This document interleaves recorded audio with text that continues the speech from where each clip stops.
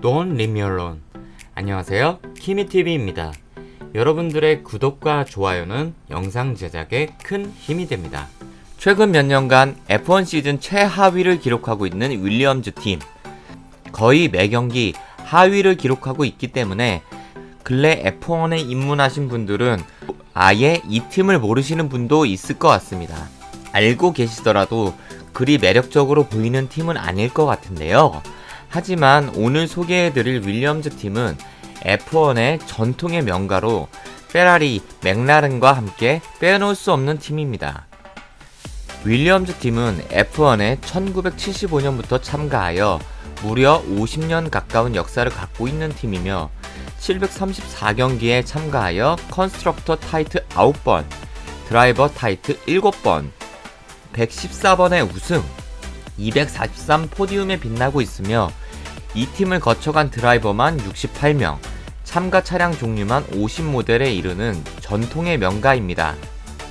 최근 경기에 선두와 한 바퀴 이상 차이 나는 백마커가 되는 경기가 부지기수이고 마지막 우승 경기가 2012년 스페인 그랑프리이며 하위권 팀으로 전락해버렸지만 F1을 포기하지 않고 버티는 열정적인 팀입니다.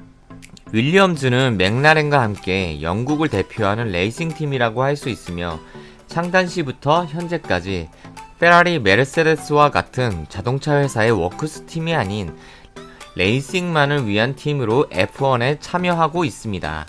윌리엄스의 설립자이자 열정의 사나이 프랭크 윌리엄스 경은 유명한 스피드광이었고 그의 그런 기질로 인하여 1986년 프랑스에서 큰 자동차 사고를 겪었고 이후 휠체어에 의존한 삶을 살아야 했지만 여전히 대부분의 그랑프리 대회에 참가해 왔습니다. 70대가 되면서 그의 역할은 점점 줄어들고 있지만 1942년생인 그는 여전히 F1 패덕에서 인기 있는 인물입니다. 현재는 그의 딸인 클레어 윌리엄스가 뒤를 맡아 운영 중입니다. 프랭크 윌리엄스의 F1 팀은 창단 후 첫 10년 동안은 힘든 시간을 보냈습니다. 이 팀은 패트릭 헤드가 합류하기 전까지는 그다지 성공적이지 못했습니다. 윌리엄스의 첫 레이스는 1975년, 그리고 그들의 F1 첫 승리는 1979년 영국 F1 그랑프리입니다. 포드로부터 엔진을 공급받은 1979년 차량인 FW04를 통하여 최초로 차량 후면 디퓨저 효과를 고안하였고 이것은 윌리엄즈의 차를 그리드에서 다른 차들보다 거의 2초 빠른 랩타임을 기록하게 했습니다. 윌리엄즈는 F1의 최고의 황금기라고 할 수 있는 1980년대와 90년대 동안 언제나 챔피언 후보였으며 많은 우승을 거둡니다.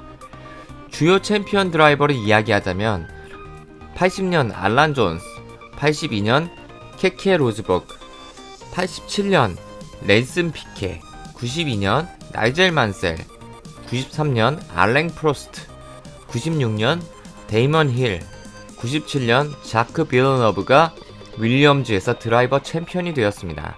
90년대 윌리엄스는 아드리안 뉴이라는 최고의 차량 디자이너와 함께 최고의 F1 차량을 만들었습니다. 특히 1992년에 FW14B는 액티브 서스펜션을 앞세워 해당 시즌 16번의 경기에서 10번의 우승, 6번의 원투 피니시를 기록하며 압도적인 차량 성능을 선보였습니다.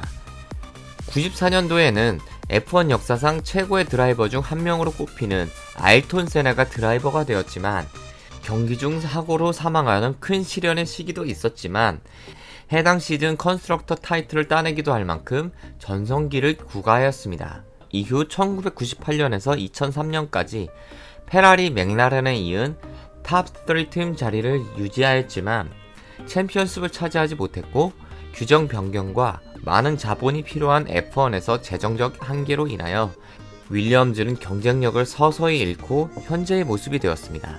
윌리엄즈 팀의 마지막 우승은 1912년 스페인에서 말도나도의 우승이었습니다. 이후 별다른 성과를 거두지 못하다가 규정이 바뀐 2014년 메르세데스 파워 유닛과 함께 윌리엄즈는 한층 더 발전했습니다. 불행히도 윌리엄스는 14년과 15년 그랑프리 우승은 없었으나 컨스트럭터 챔피언십 3위를 기록하며 부활의 가능성을 보였습니다. 윌리엄즈는 메르세데스, 페라리 등 상위 팀들의 3분의 1의 예산으로 얻은 대단한 성과였고, 당시 드라이버였던 발테리 보타스와 펠리페 마사의 조합도 상당히 성공적이었습니다. 2014년에는 아부다비에서 열린 마지막 경주까지 9연속 포디움에 오르기도 했습니다. 2015년에는 윌리엄스는 4번의 포디움을 기록합니다.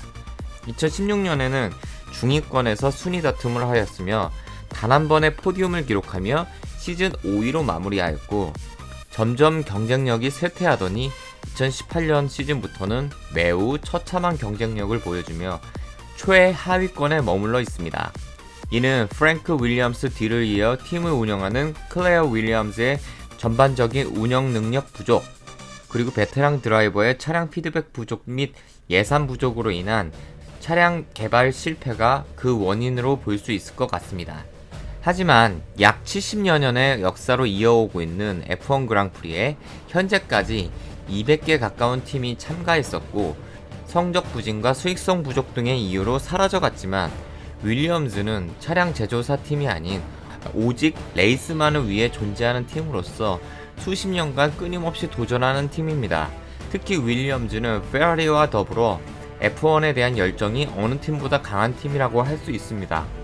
최근 몇 년간 최악의 모습을 보이고 있기는 하지만, 기술 규정이 대폭 변경되는 시즌에는 팀별 경쟁력의 변수도 상당하게 발생하기 때문에 F1에 대한 열정만 유지한다면 다시 과거의 영광이 재현될 수도 있는 가능성이 있다고 할 수 있습니다. 윌리엄즈는 F1 외에도 월드 랠리 챔피언십 그룹 B, 브리티시 투어링카 챔피언십, 르망 24C 등의 다른 경주에도 참여한 기록이 있습니다. 2020년 시즌에는 윌리엄스에서 두 번째 시즌을 소화하고 있는 조지 러셀과 작년까지 F2에서 활약하다가 올해 데뷔한 니콜라스 라피트를 드라이버로 기용하여 참여하고 있으며, 한국계 영국인 드라이버 잭 에이켄 선수를 리저브 드라이버로 구성하고 있으며 메르세데스 엔진을 사용 중입니다. 8, 90년대 최강의 F1팀 윌리엄즈. 많은 팬들에게 사랑받는 팀 윌리엄즈가 부활하며 다시 F1을 호령할 날을 기대해보며 오늘의 이야기를 마칩니다. 윌리엄즈의 이야기가 재미있으셨다면 구독, 좋아요를 부탁드립니다. 시청해주셔서 감사합니다.